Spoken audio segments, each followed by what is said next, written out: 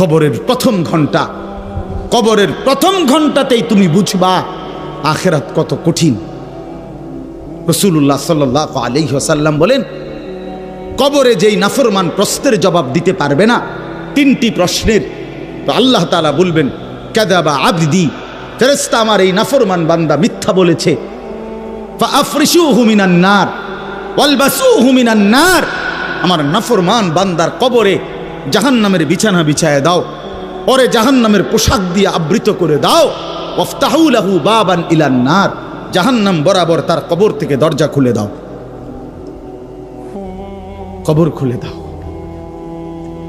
ওফো, আল্লাহর নবী সাল্লাল্লাহু আলাইহি ওয়াসাল্লাম বলেন, তখন কবর তারে, ফেরেশতা যখন তাকে রাইখা যাবে, কবর তারে ডান দিকের মাটি বাম দিকে একটা চাপ দিবে, বাম দিকের মাটি ডান দিকে চাপ দিবে।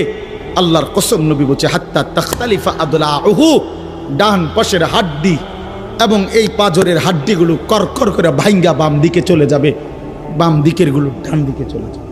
ভাইয়া আমার, তুমি তোমার উপরে রহম করো। মালাকুল মউত আজরাইল কোন পাপী ব্যক্তির জান কবজের সময় যেই বিভৎস কুৎসিত আকৃতি ধারণ করে, আল্লাহর কসম ওই আকৃতি যখন ধারণ করছেন ইব্রাহিমের সামনে, ইব্রাহিম নবী সাল্লাল্লাহু আলাইহিস সালাম একটা চিৎকার মাইরা বেহুশ হয়ে গেছে।